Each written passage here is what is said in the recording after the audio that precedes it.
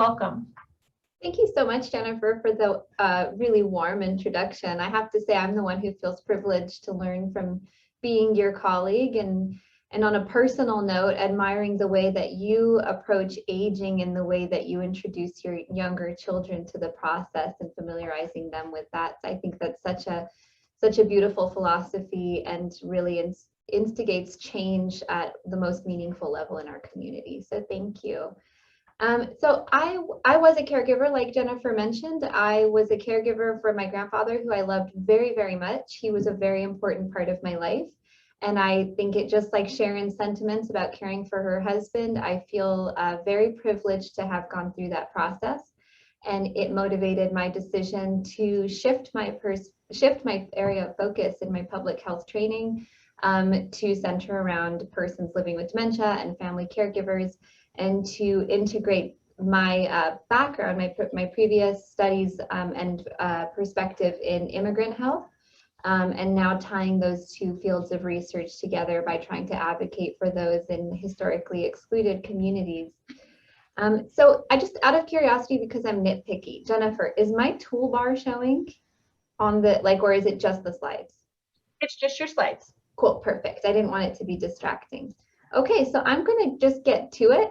And I do have to say, the first part of our presentation is going to be an ultra brief overview of dementia and, dementia in general and how it progresses.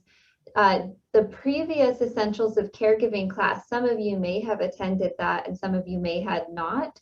If you did not, the good news is Jennifer is going to be sending out the link to that recording. So I'm going to leave the details pretty limited in our presentation today, with the assumption that if you have questions, you can go back to that other video.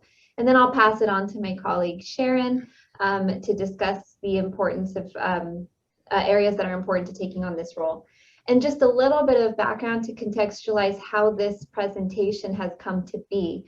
So the advice that is shared and the techniques and strategies that are shared in this presentation are a culmination of what's out there in the scientific literature, but also from what we've learned over the past few years, not only that our team have all had some degree of personal experience as caregivers, but we've been so embedded in the community for several years, and we've adapted this presentation over time with strategies that we've learned from caregivers through their advice. So if you are already familiar with some concepts, that's really cool. If some concepts seem a little bit basic to you, that's fine. We're trying to cover the trajectory of the caregiver experience, because we all learn to be caregivers at different times. It doesn't, it's not such a linear process. So just with that in mind, I'm going to give this broad overview of what dementia is.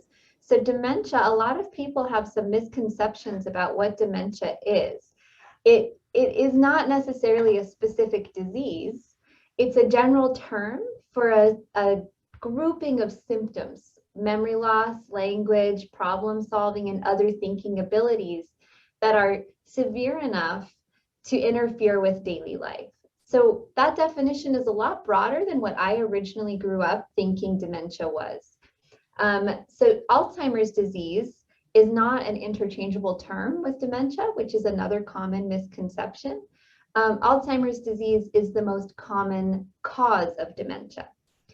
So some important just kind of tidbits about Alzheimer's disease and that are relevant to the caregiver experience. It's a progressive and disabling condition.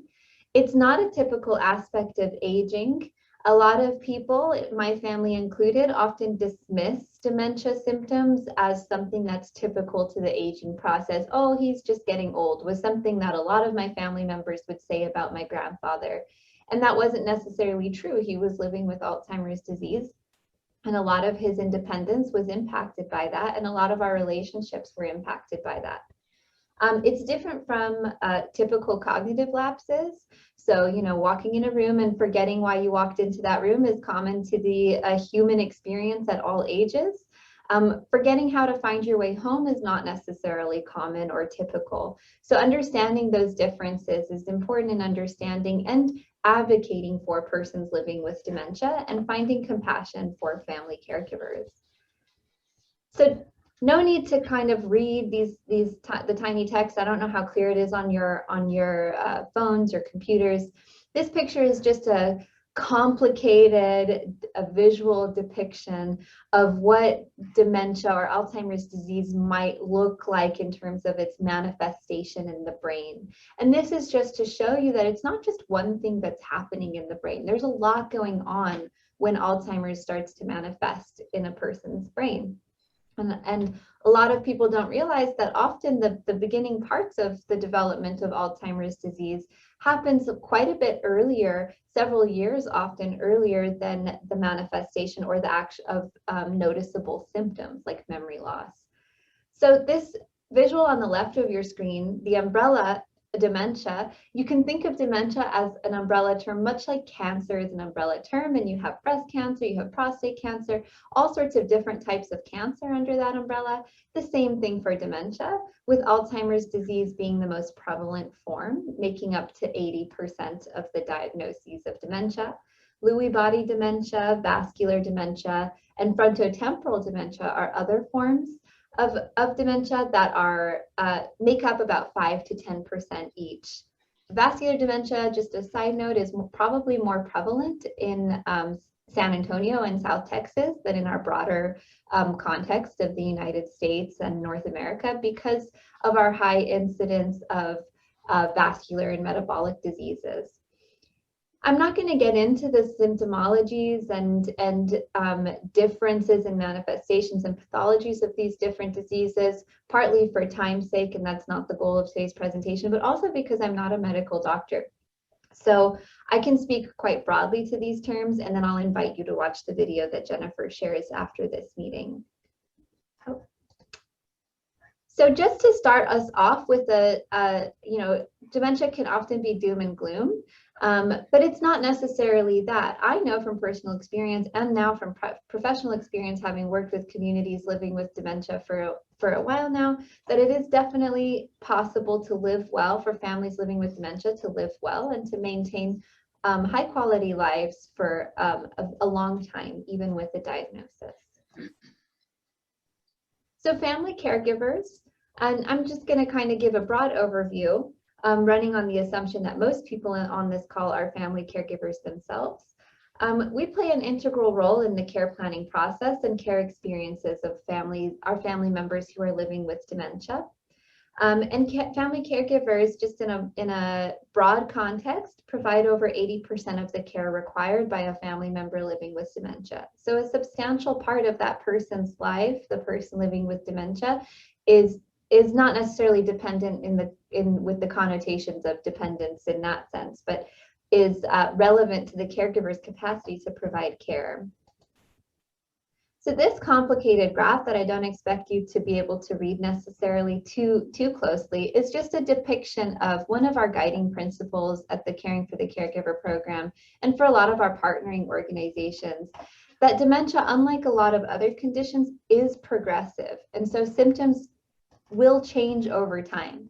The rate at which they change and the ways that they change are different from individual to disease to context, but generally speaking, there are patterns over time in the consequences of the caregiving experience as the disease progresses.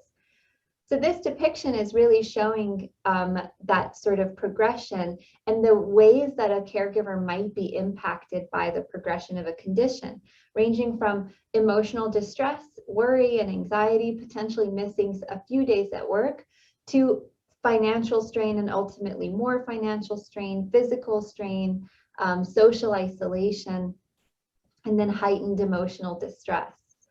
And so as an organization that tries to be responsive to the progressing needs of a family caregiver rooted in the progression of a condition, it's important for us to understand what kind of care might be needed by the family caregivers, or what kind of support is needed. So education like this course, skills training. Jennifer runs a really robust skills training workshop online that is tailored to more of the hands-on care that caregivers might need to become more familiar with, counseling, mental health, palliative care, and so on. So this chart NPI scores are a commonly used measure to assess symptoms of dementia. So researchers use this sometimes as a gauge to evaluate the experiences of people living with a diagnosis of dementia and how their symptoms manifest. So these sort of ping pong balls you see all over the chart is showing you that everybody's manifestation of symptoms will change over time, sometimes with increased manifestations and then decreases.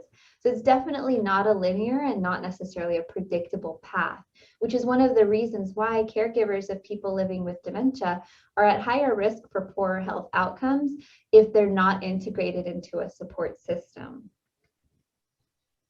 So in the context of the United States, more than 15 million Americans provide unpaid care for their family members living with a diagnosis of dementia. And unpaid care is just a longer way of saying family caregivers. 18.2 billion hours of unpaid assistance are provided for people living with dementia by their family members. That's a lot of manpower.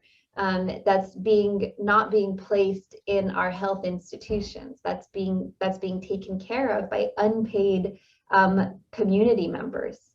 So in Texas, where our program is, I'm not sure everyone on this call is from Texas, there's at least 1.5 million family caregivers. And that number is probably extremely low because it's really hard to gauge what a family caregiver is and to quantify that. But typically, for every person living with dementia, there's at least one primary caregiver and potentially two secondary or supportive caregivers. And 1.8 billion hours of unpaid care in Texas provided by our family members who are caring for a person living with dementia is valued at 19.9, so about $20 billion that's relieved from our healthcare economy. So thinking just in a broader context of the importance of not only supporting the person in the context of their own individual experience, but also understanding the policy implications of supporting our family caregivers to provide care within the context of their homes and relieving them of the burden of emotional distress, the financial burdens that often come with the role of caring for a person living with dementia, so that they can continue to provide that quality of care and still live good quality lives. So I talked really fast because the star of the show today is my colleague Sharon Rivette, who I learn from every time I co-present this presentation with her. So without further ado, Sharon, feel free to take over. Thank you, Sarah. Thank you for the kind words. And thank you everyone for being in attendance today. I have to applaud you all because you are seeking more information and support in various ways to help you as a caregiver. You're transitioning into a caregiver role. Now we have a little simple slide here, a little simple drawing that shows a bridge where maybe you can identify with being settled, feeling kind of settled in your life, whether it was career or retirement or family, home, health, and then your journey is changing. Clouds are rolling in perhaps that are on the horizon that you didn't expect. And you feel like with the symptoms of your loved one or the behavior or the condition of your loved one changing, it brings about a lot of unsettled time. Seeking doctor's appointments, seeking out doctors, especially specialists that you're be referred to maybe from your primary care to help search out a diagnosis. You want to find out what's wrong, how you can help it, how you can be prepared for it, and to protect your loved one. So you go through this chaotic time, even before those appointments, just trying to understand what is going on with him or her. Life is not so peaceful and calm as it once was. So we kind of describe it as a chaotic time because it is, but you will come to a point with the diagnosis, I believe, most of us can attest to, that there's a resettling. You now have some information to begin your journey and build on your knowledge. So you have found yourself in this transition to be a caregiver. The first thing I advise all caregivers and friends that are concerned about symptoms in their family members to do is to seek out information, learn about the dementia that's possible, other neurodegenerative changes and diseases that maybe you're seeing or need to be informed of. it's very, very important to understand what is happening to your loved one. And understanding it will help you cope with the changes, behavioral symptoms of the illness, and help you communicate with the medical team providing their care. I have to insert here that it's important that you feel comfortable to speak out. You are the advocate now for your family members. So when you make these doctor's appointments, ask your questions, not to belabor and expect the doctor to give you a 2-hour consultation on what this diagnosis means, but ask your concerns, voice your concerns, bring them to the plate, let them discuss with you or refer you to resources that can help you understand. They sometimes don't allow us a lot of time. Very often, many of us caregivers who have gone through this workup and get a diagnosis of a loved one are given some medication perhaps to manage or slow down the disease, and you're dismissed saying, we'll see you in 6 months or a year, with no helpful information as you leave. So ask your questions, but also realize you need to seek your information independently. There's so much out there you'll need to learn. Accepting that the behavior symptoms are part of the disease process is a huge bullet to me. I would like to just have this as a flashing bullet because it's so important and it's so difficult. You know, we use the word accepting as though it's something we just obtain, but if we don't easily obtain acceptance of a behavior or the characteristics that go with this disease. But it is important to begin accepting the behavior symptoms are part of the disease so that it will help you direct your energies towards solutions, strategies, and what the do's and don'ts are. You don't try to reason, you don't force them to try to remember when they can't. It will help both of you in the stress of this if you understand. And just briefly, I think I can have time to just read this quickly. It's an Alzheimer's request, and it helped me tremendously understand and put myself in my husband's shoes and what he was going through, but he couldn't express to me. It reads, do not ask me to remember. Don't try to make me understand. Let me rest and know that you're with me. Kiss my cheek and hold my hand. I'm confused beyond concept. I am sad and sick and lost. All I know is that I need you to be with me at all cost. Please don't lose your patience with me. Don't scold or cuss or cry. I can't help the way I'm acting. Can't be different though I try. Just remember that I need you and the best of me perhaps is gone, but don't fail to understand and be beside me. Love me till my life is gone. So that helped me be more empathetic to someone who is struggling and going through all these emotions. And that's where I'm coming from when I say seek out knowledge and understanding. You also will be able to pass this on to others. We want to emphasize to you today how important it is that you obtain different avenues of support.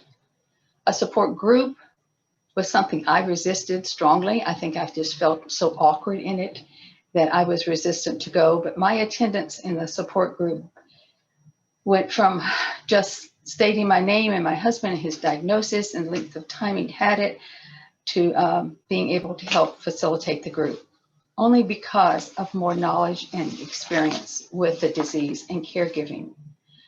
Others in the group are more experienced, and the facilitators can provide a wealth of knowledge for you, as well as practical advice from other caregivers who are experiencing what you're experiencing. So contact your local support groups. We can help you find that. They're out there on the community websites as well. Alzheimer's Association has some, and Grace Place that are very, very helpful. These are on Zoom right now. They're not in person, but you will feel that you fit in right away. You'll be made to feel comfortable. We talk about support, but we also want to talk about care team. Do you have one? Do you think you need one? If you don't consider yourself in need of others to help you, maybe I can shine a little light on that for you today. I get you to at least think deeply about the need and the load that you're carrying, and that will be a along with you all the way through this journey. It will be a heavy one, but there are people who can help you. Look to your friends and family.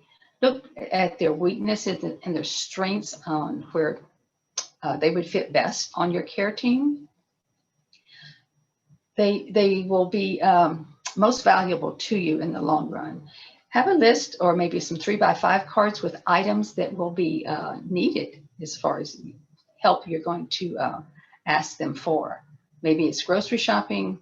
Keep a grocery list running, so when someone calls and they may not even be on your care team, it says, I'm going to the store, what can I bring you? Give them your 5 or 6 items or 20 items. It doesn't matter. They really want to help, but they don't know how. So have your suggestions or just the facts of what you need. Maybe it's dinner 2 nights a week, give you that half hour, an hour when you can do something else. Don't be bashful. Most of us independent adults are not used to asking or receiving help that's offered. So maybe it's a swallowing of your pride. Maybe it's a realization that the caregiving role is going to be a large one and that you want some help along the way. Start early. It's okay to start early. Don't wait till you're desperate and decide your wildest dreams of how am I going to do this tomorrow, but start early with bringing together a care team. And staying connected. A lot of times caregivers tell us about friends falling away, or they pull away from social groups or church groups, not doing the things they used to do together as a couple, if they're husband and wife, or as a family, if it's parents you're caring for, or dear friends. Your social life does get a little bit altered, but in the beginning, it really doesn't need to be. I don't think it needs to be for a long way down your journey. Because it's important to both of you. Help your friends and family members know, and we'll talk about that in a few minutes, about what's going on, but don't retreat. Don't retreat home and just close the door and think we're going to get through this together. Stay connected. It improves your quality of life, reduces your stress, and isolation is never good for any of us. We went through COVID, right? We went through 2020. We know what isolation can do to people, and diseases that are chronic, especially progressive ones, can do the same thing. So have your guard up. Don't let that happen. Don't let that happen. You're a caregiver. You have lots of needs, and we want to help you understand how to approach that journey so you come through it safely. Other caregivers can reduce your strength, your struggles, but they can also provide resources for you. Go ahead, Sarah. Thank you. These are some out in the community that Sarah's going to share with you. Yeah, I wanted to talk about a few things, just some community resources to give some applicability. I don't know if everybody's calling from Texas, so there's a mix of national resources too, but I'll kind of speak a bit more in the context of Texas. So starting with the Alzheimer's Association, they do have this national hotline, which I've actually used when caregivers have reached out to me to ask for something. And whenever I'm sort of in this position where I don't know what resources are out there, I'll just go ahead and call on behalf of the caregivers. And I've had some success. So they're headquartered in Chicago, if you call that line, but they have access to a search service that can identify resources based on your zip code. And then depending on where you are, I am biased. I think that we have the best Alzheimer's Association team. We have a really, really powerful, small but mighty team here as the San Antonio and South Texas chapter. So even if you're not from this region and you have a question and you potentially don't have success on the hotline, you can definitely reach out to us either directly to our emails or through our website, and we'll connect you with our local team to see if there's potential help there. They have so many free resources. The Alzheimer's Association is not just like a fundraising program. They have a lot of education and tangible support services available. WellMed also has something called the Caregiver SOS program, and within that they offer a lot of education and skills training. Depending on where you live, the resources might look a little different. They have a teleconnection service where if my grandmother, after my grandfather had passed away, she would still call the WellMed teleconnection service just to kind of learn more and try to understand what her husband had gone through with his diagnosis, because she wasn't really that equipped to use a computer, but she knew how to use her phone. So that came in handy. And also, if you know anyone just personally who might prefer Spanish language programs, WellMed seems to be the forerunner in terms of offering Spanish language education for caregivers. ACOG, or the Alamo Area Council of Governments, provides some tangible resources for caregivers as well. And we could be on a whole call talking about these, so I'm just going to give a brief overview. There is some support in terms of Medicaid, Medicare guidance, financial support, even potentially home modifications if there's through the evaluation process, they might be able to cover like a safety bar in the shower and so on. They've in the past provided gift cards. So they also, Jennifer talked about them quite briefly. They'll even reimburse some partnering organizations to help us keep our activities and our programs free. So definitely reaching out to them is very helpful. And then under the UT Health umbrella, I'm going to highlight our amazing program. Another small but mighty team, Caring for the Caregiver. We do programs like this, education, and I mentioned the skills workshop, learning skills together. We also have social engagement. So if you want relief from like a stressful day, we have a memory cafe. The next one is on this coming Monday. It's a virtual memory cafe. We do really fun dementia-friendly activities to promote the social engagement between people living with dementia and family caregivers. It's really fun. It's an hour. And we also have a really robust research program if you are compelled or interested in participating. The Glenn Biggs Institute, or the Biggs Institute for short, provides patient care, comprehensive patient care for people experiencing neurodegenerative diseases. I see Maritza's comment, are those cafes available in Spanish? Our memory cafe does offer the bilingual option. So if you register for our event, and Jennifer, could I ask you to put the link in the chat?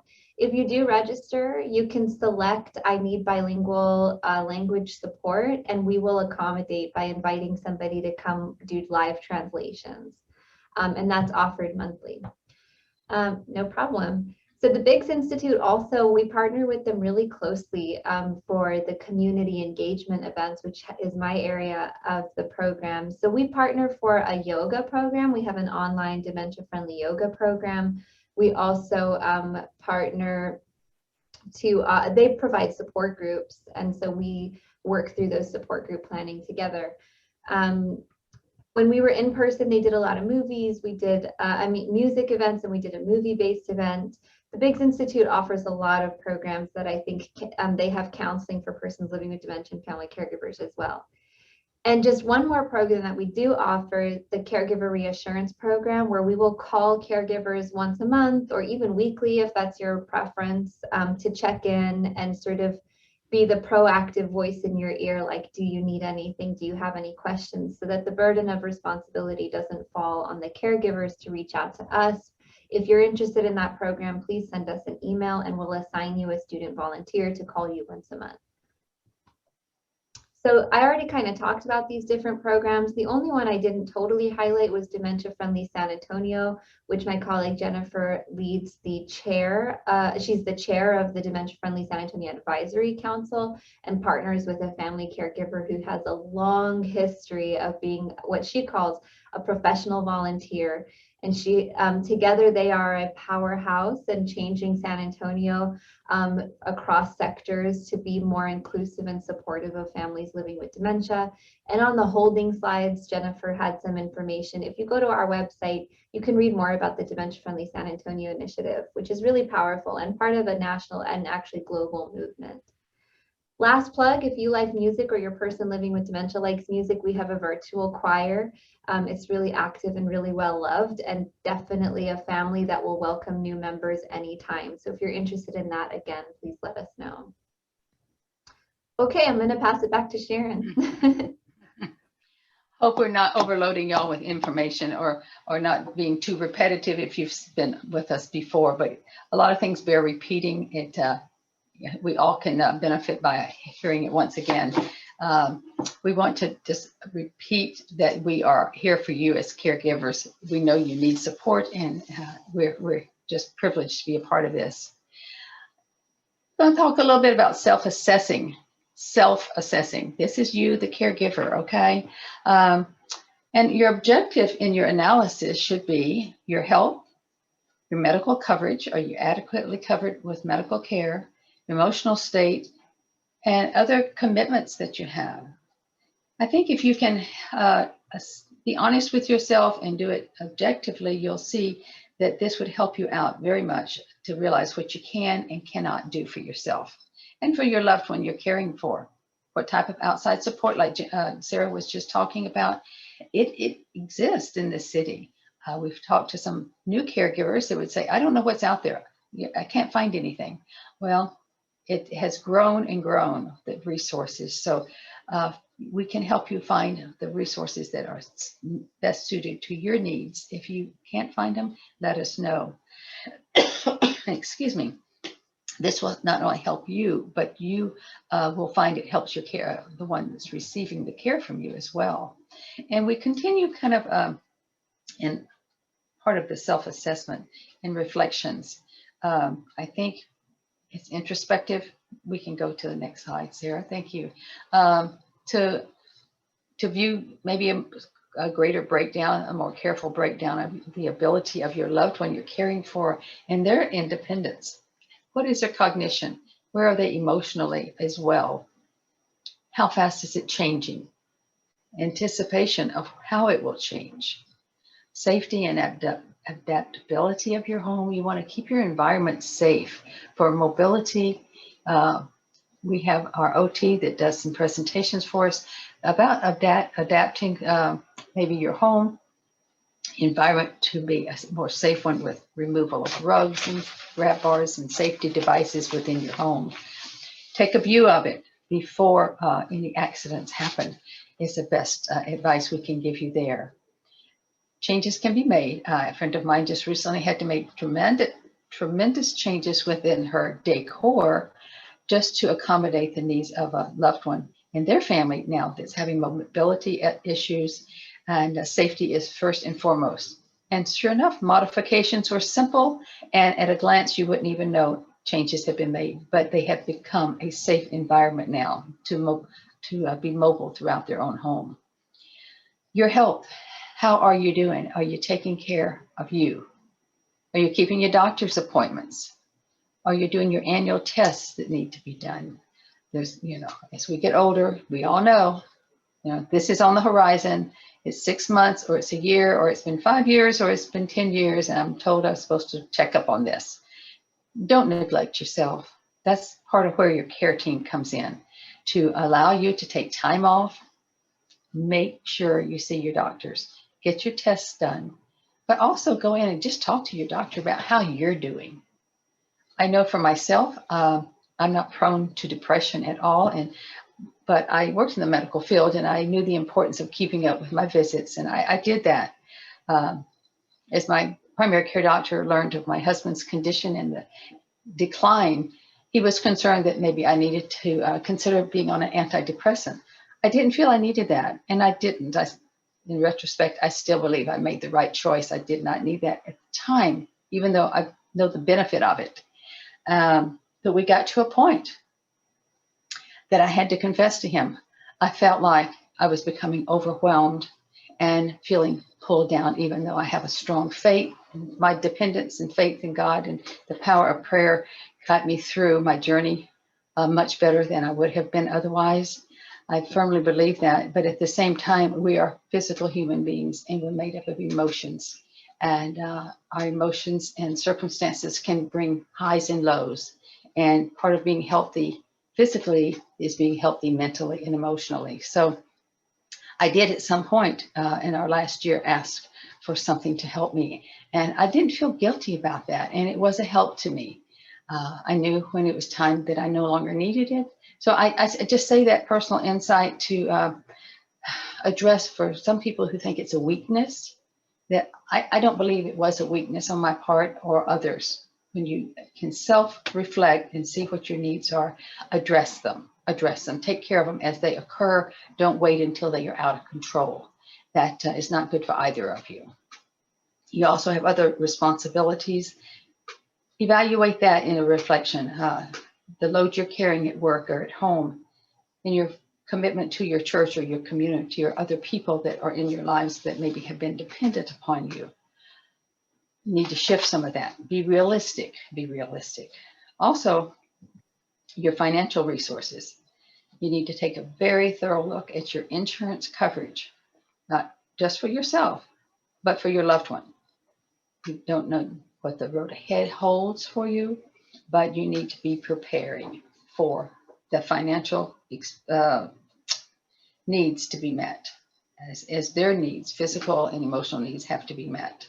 So look that over, look at your resources, and be prepared or seek help with that. We don't always have the answer to our finances and what's going to be before us. So get organized. I personally can attest to lots of details in this area that I encountered with my husband, and eventually he was needing inpatient memory care, and I had to make a way to do that. So I had to seek the help of others to find that. Documents in order were a help to me, that I did have the documents in order in a designated place. I know many people don't, and mine it's not perfect, could have been better, but important to gather all your documents you have, keep them in a place that's easily accessible. Make your family members aware of it, that your care team, your close care team, especially if they're family, so that they, in case of an emergency for you, they would be able to access what is needed for the loved one you're caring for.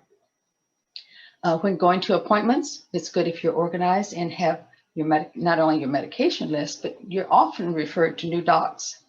Have a list of current medications, but past medical history, including surgeries, perhaps implants. Take that with you. So write your questions down, but be ready to write down their answers.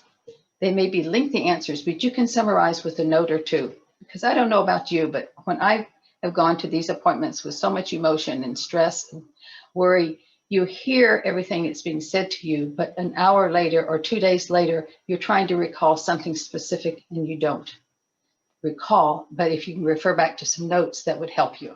So take notes. Take your written questions, but take the notes.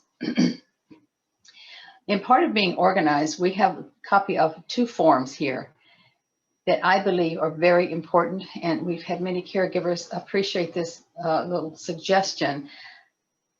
This is to be kept in a little folder of some type that's easily accessible. This is mine. I have mine in bright pink, and I have it attached to my refrigerator. It's a clip with a magnet, but it is a sheet protector. So it's a pocket that contains the DNRs. Yes, this we have it listed, out-of-hospital DNRs. They are different than a DNR in the hospital, by the way. Out-of-hospital DNR is the one that your paramedics would need to know you have, or your loved one has, that they would have to abide by. If you don't have one of those, they, in case of needing resuscitation, they would have to go on a ventilator. But if you have that legal form, they will know your loved one's wishes or your wishes. But have a copy of these documents within the pocket, put it on your refrigerator. You can grab it quickly to go to a doctor's appointment, especially a new doctor who's going to want copies of maybe your medical directives besides over-the-counter and prescription medicine. But you can grab it in an emergency, or if you're unable to communicate to EMS when they arrive, they can go to your refrigerator. That's where they look for such documents. And so they will pick that up and take it with them. It can be a matter of life and death if they know what medical conditions you have and medications you're taking. And that's part of our record keeping. These are some suggested of things to put not only in this little pocket, but to keep handy for maybe for companion visits when you have someone on your care team sitting with your loved one while you're at the doctor's. First of all, hopefully they have been made familiar with your loved one's particular behavior triggers and coping mechanisms, be sure they're informed of that. But in case emergency occurred while you were away, they would have this document on the refrigerator for them to provide for doctors or EMTs. Any special diets, any restrictions, they need to be aware of. So a separate form that you can post if you often have caregivers come in to help you is going to be safer for your loved one.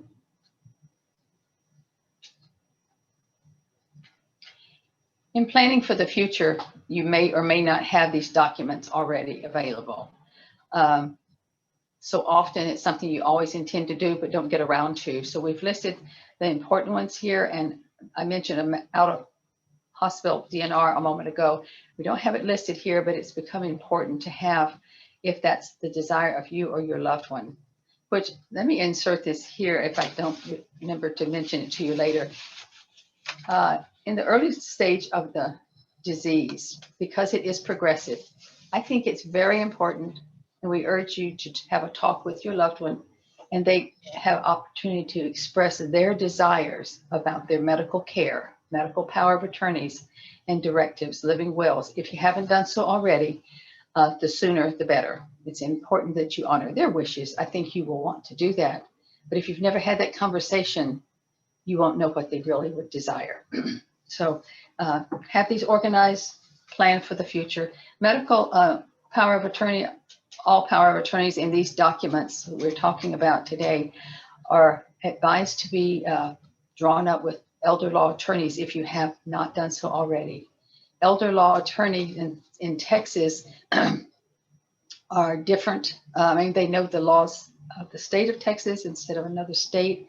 If you're bringing in a family member, as I brought in my mother and grandmother from out of state to care for them years ago with a dementia situation, the state in which they were living, their laws were different than Texas.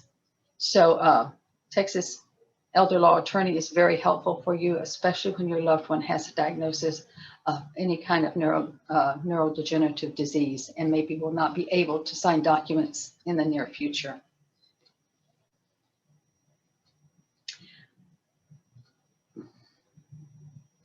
Have you had much experience in telling others about your loved one's diagnosis? If you haven't, it's something I think you need to do. It's not something to be ashamed of or embarrassed by. We don't want the stigma that has been present for so many years to continue. So remember, it's no different than saying, my mom now has diabetes, dad has cancer, or my husband has this hypertension. It is a medical diagnosis, and it is progressive, and you do live with it, and you need to understand it and know how to cope with it, and not just cope with it. I don't like to use that term. I like to live with it well, because strategies are out there on how we can address challenging situations, whether it's behavior or communication is a huge one, is it not? I know you've all experienced that with the one you're caring for. So we have a lot of advice on how you can communicate differently than what you did before you knew there was a diagnosis. Help family and friends to focus on the fact that the person living with a diagnosis can still accomplish many things. Allow them to be a part of life, and that they will also need your support. Let them know specifically if you know how that family member needs another individual support outside of the circle. Maybe it's a male individual and they need a man to come alongside them. If you're the female in the caregiving role, every husband or brother or dad could use a man to come along and talk to him sometime. And we women can overlook that. But the same is true if you're the male caregiver. So try to bring alongside someone that your loved one feels comfortable with. Provide them with information, but urge them to seek education for themselves.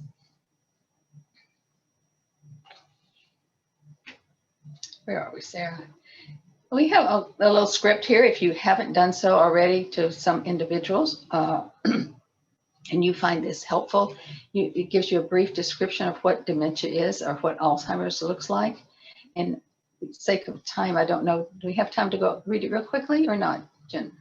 I think we can take a moment to let people read, but if you don't mind, I'll just kind of point to the part that I think has been particularly helpful in giving caregivers the language that is sometimes challenging. And I like this last sentence, the bullet point. Right now, and I'm going to use my grandpa's name. Right now, Harold is doing well with, and then think of something that they tend to do well. So my grandfather loved yard work. So I'm just going to fill in the blanks. Right now, Harold is doing well with mowing the lawn and not so great with driving. They could use help with a trip to the bank, and I could use help with grocery shopping. So this kind of, it seems really basic and potentially borderline condescending, but it's actually really helpful if you write this out and have it as a paper, because like on a piece of paper to give to people. Because if you have issues with pride like I do, and asking for help is something I really struggle with, sometimes this gives you the words that maybe are difficult to say when you're looking someone in the eye. So that's all I wanted to say. No, that's great, Sarah. And I like the examples that you gave, because transportation and driving is something that needs to fall by the wayside at some point. And they like being taken places with someone else besides you being the driver, right? And it gives you, the caregiver, a break as well. No, I like that. And I like the simple terminology for explaining it. I would say on this part that these are just tips for you in trying to communicate that diagnosis and the change of behavior, or how we approach grandma's care, so that you make others feel more comfortable than what they tend to be in the beginning. Folks tend to pull back and they feel awkward. So when you're giving information about, we have this new diagnosis, I would say keep it simple. Don't try to, don't dump the whole dementia encyclopedia on someone and think they're going to retain it all. They'll be overwhelmed. And besides, it's really too much, more than you need to know at the moment anyway. You're just discussing where we are now. And then we'll talk as life goes on about where we're progressing, where we are 6 months from now or 2 years from now. But we don't need to talk about that all at once. So go simple, go slow, and help them understand so that they know the diagnosis and the behavior and situations you're challenged with at the moment, so they also better know how to come alongside you. They'll hear where you need them the most. I think as we talk, people can say, I hear that this is where your area of conflict is right now. Maybe I could help and intervene. So give them opportunity. People really want to help you. I think more than anything, they don't know how. So again, be specific or just in general terms, and work it out as it rolls itself out for you. Not that you're helpless. None of us are helpless, but we sure do need some help of others. We all need someone, don't we? Whether you're living in life right now with a diagnosis of dementia or your loved one is or not, we just need one another. God created us that way. So I'm thankful for the friends and family in my life. They're so helpful to me. Receiving help from them is one aspect that reduces my stress in the past, and definitely my feeling of isolation, as my husband was physically unable to participate with the social life that we had before, and activities in church and dining out. So isolation, you want to help. They need to know so they can help you rather. Good to get in the practice of discussing it along as they arise. Family groups, large groups, we've heard having wonderful, very successful group conferences to discuss, especially in the beginning, a diagnosis, or as things maybe have a drastic turn. It's good to gather everyone together. Or if you're a large family and you can't physically gather together with, media, what it is today, and the internet, we can have Zoom meetings within our families, or you can designate very often. It's very important, very helpful rather, to have a designee in the family to say, I'm going to give you the report. I will report each time we have a change or an update, or a need is going to be arising for me in 6 weeks. I've got some minor surgery. I need to let everyone know this so they can come alongside me as they can. So one person's designated, they communicate to everybody else. Takes the burden off of you from back and forth questions and explanations. You don't have time for that, nor do you have the emotional energy. So decide the roles they can take, maybe, that will help you the most. If the one you're caring for that you are just blessed to be caring for is able to participate in these discussions, bring them in on it. We talk to many caregivers and those they're caring for, and their loved one is still able to make very cognitive decisions, very conscious, well thought out decisions, and they should be included. Respect for our loved ones is utmost to me. We do not lower our expectation. Our respect for them, because the expectation has lessened because of the disease. So value them, let them know you do, and bring them in to be a part of discussions and decision making. You have children in the family. This is a precious picture of a grandson that's grown up probably too fast and so dear to grandma's heart. I love this picture. They look so much like a friend of mine whose grandson is towering over her now and off to college. But it's different for every family, whether you need to have a very lengthy explanation for the older ones or very simple for the young ones.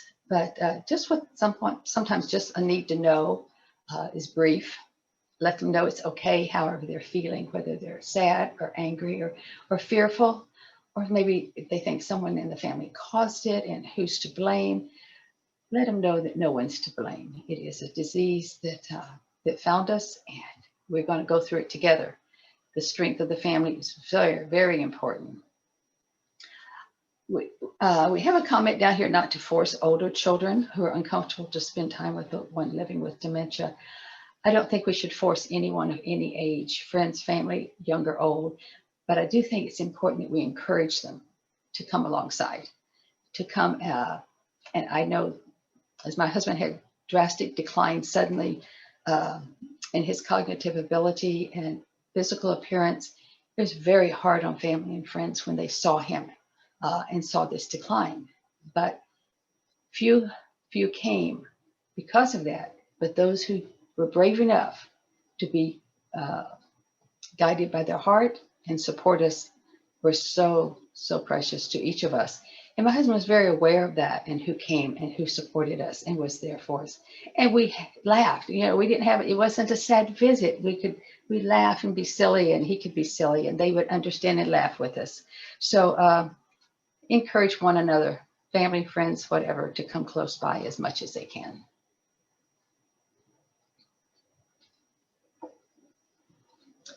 We've got a glossary of terms here. You've heard us mention several of these with respite care and advanced planning. So I won't go over these, but they'll be on the slides that Jennifer will send you for your referencing. You may be encountering some of it and you're not sure what it exactly means or what it would look like for us, like palliative care. So I think we just decided to include these because there's a lot of technical terms. And, everybody here, like I had said, that, is at different stages probably in terms of your familiarity with like caregiver world and, the resources. But there seems to be like some language that is so specific that like when we would go out into the community and give presentations, we would start using these terms, just forgetting that, there was a time when we didn't know these terms either. So it's just 2 pages and it's not comprehensive. Of just kind of describing some of the main areas of, the main terms that might come up as you're sort of like browsing the internet or reading resources. And I think actually that's it for our slides for today. Sort of an overload of information, and Sharon does it in a way that is like so easy to follow. And I'm hoping that people have questions that they might want to ask. So I don't know if we're ahead of schedule or behind schedule, but Jennifer, from your cue, should I just stop sharing and